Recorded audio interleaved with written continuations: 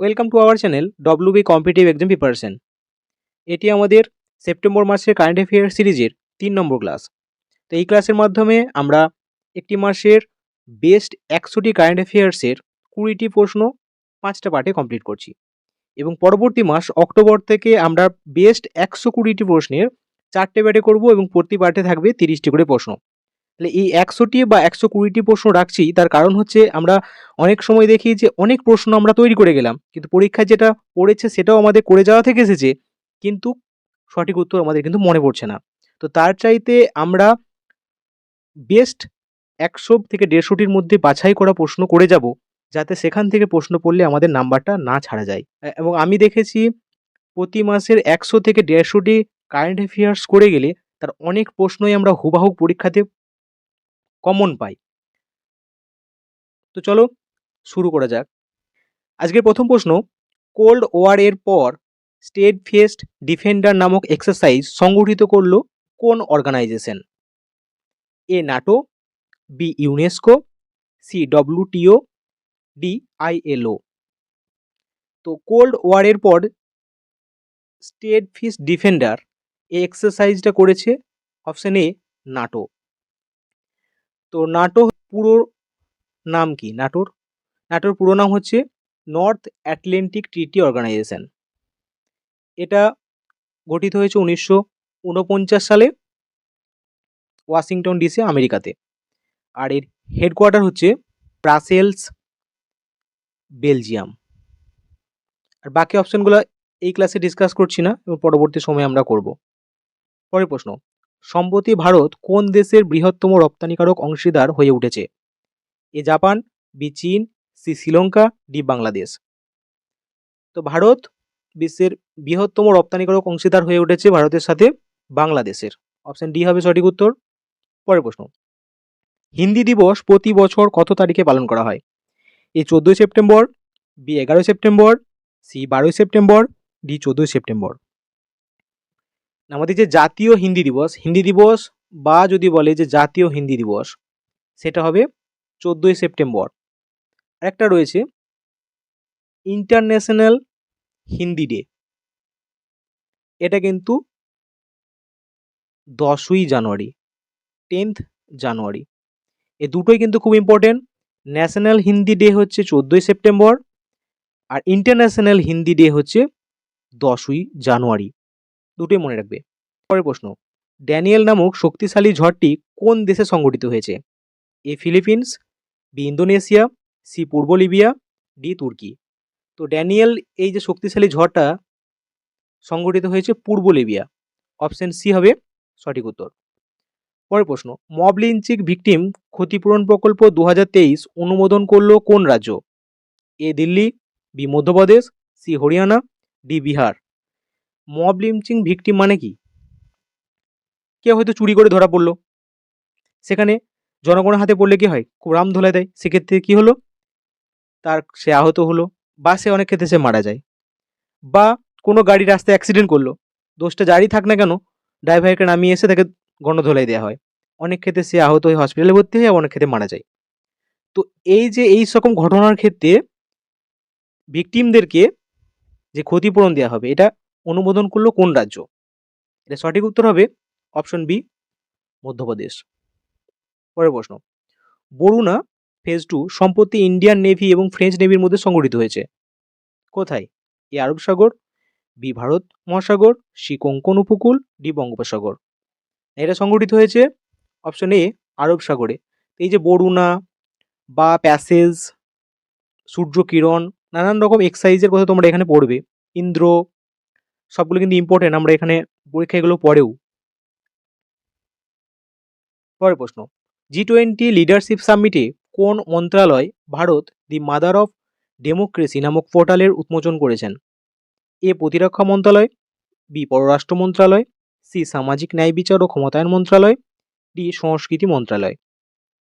তাহলে সঠিক উত্তর হবে অপশন ডি, সংস্কৃতি মন্ত্রণালয়। পরের প্রশ্ন, ন্যাসকম এর ভাইস চেয়ারপারসন হিসেবে সম্প্রতি কে নিযুক্ত হয়েছে? এই সংস্থাটা কিন্তু খুব গুরুত্বপূর্ণ। এর ভাইস চেয়ারপারসন বা চেয়ারপারসন পরীক্ষায় অনেক সময় কিন্তু পরীক্ষায় পড়ে। Option A Neeraj Mittal, B Sindhu Gangadharan, C Jaya Varma Sinha, D Lokesh M. তো নাসকমের চেয়ারপারসন হিসেবে নিযুক্ত হয়েছে অপশন বি সিন্ধু গঙ্গাধরন। আর চেয়ারপারসন হিসেবে নিযুক্ত হয়েছে রাজেশ নাম্বিয়ার।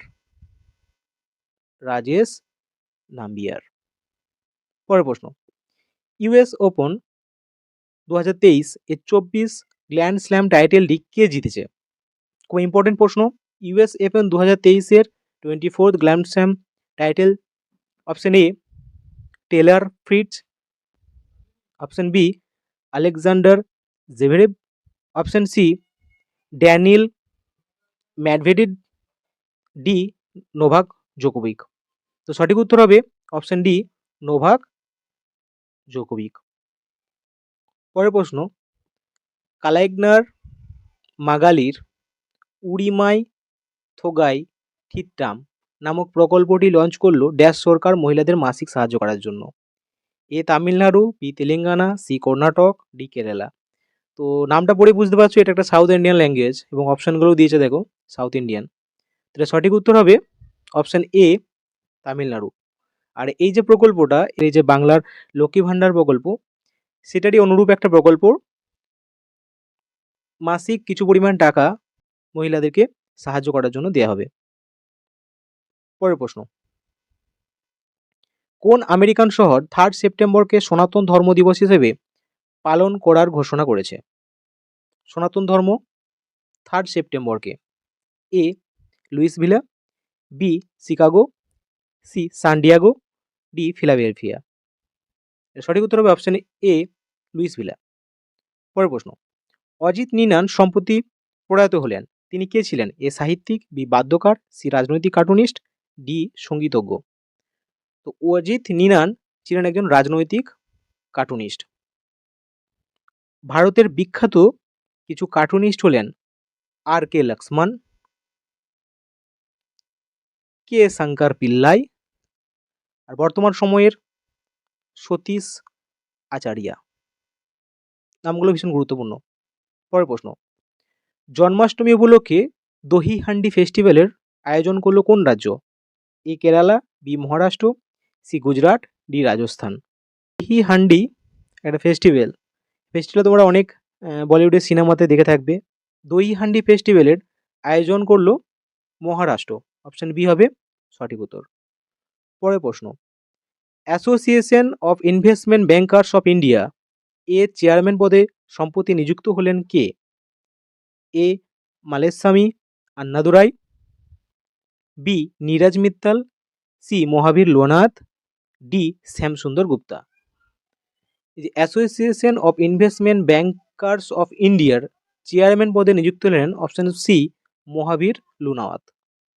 পরের প্রশ্ন, এশিয়া কাপ 2023 ম্যাচে কোন খেলোয়াড় সম্প্রতি দ্রুততম 13,000 ওডিআই রান সম্পূর্ণ করলেন?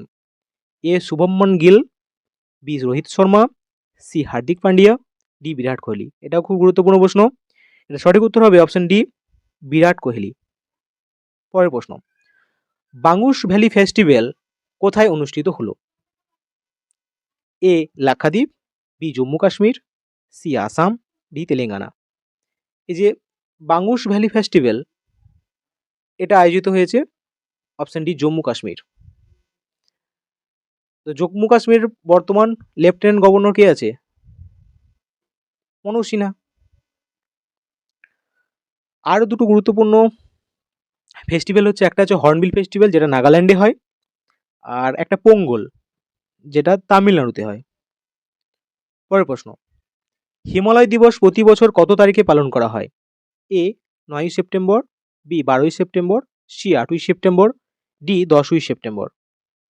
তো আগে পরীক্ষায় দেখতাম যে খুব সহজ সহজ কিছু পালনীয় দিন পড়ছে, কিন্তু এখনকার পালনীয় দিনগুলো ঠিক যেন একটু অন্যরকম পড়ে।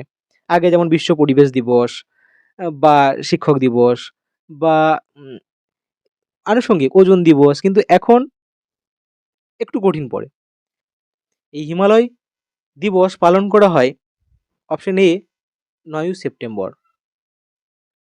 পরের প্রশ্ন, US news and world reports best countries 2023 এর রিপোর্ট অনুযায়ী ভারত 30তম স্থান অধিকার করেছে। তা শীর্ষস্থান অধিকার করলো কোন দেশ? A United State, B Switzerland, C Germany, D Sweden. বিভিন্ন ধরনের যে রিপোর্টগুলো এবং তাতে ভারতের র্যাঙ্কিং সেটা কিন্তু পরীক্ষায় পড়ে। এখানে প্রশ্ন বলেছে যে 30তম র্যাঙ্কিং করেছে ভারত, তার প্রথম র্যাঙ্কিংটা কে করেছে? এটা হবে অপশন বি, সুইজারল্যান্ড। পরের প্রশ্ন, মুন স্নিপার নামক স্মার্ট ল্যান্ডার কোন দেশ থেকে পাঠানো হলো চাঁদকে পর্যবেক্ষণ করার জন্য? A US, B Russia, C Japan, D India. এই যে মুন স্নাইপার নামক স্মার্ট ল্যান্ডারটা পাঠিয়েছে জাপান। পরের প্রশ্ন এবং আজকের শেষ প্রশ্ন, সম্প্রতি কোন দেশে ভারতীয় দূতাবাস তৈরির ঘোষণা করেছেন মাননীয় প্রধানমন্ত্রী Narendra Modi? A Timor Leste, B Portugal, C Comoros, D Djibouti. সম্প্রতি নতুন ভারতীয় দূতাবাস তৈরি করবে তিমুর লিস্টে। তিমুর লিস্ট হচ্ছে সাউথ ইস্ট এশিয়ার একটা দ্বীপ রাষ্ট্র, যার ক্যাপিটাল হচ্ছে দিল্লি। তোমাদের আজকের ক্লাসটা কেমন লাগলো তা কমেন্টে অবশ্যই জানাবে, আর ভালো লাগলে অবশ্যই লাইক ও শেয়ার করবে। আর আমাদের সাথে জুড়ে থাকতে এবং আমাদের ভিডিওগুলো নিয়মিত আপডেট পেতে চ্যানেলটিকে অবশ্যই সাবস্ক্রাইব করবে। Thank you.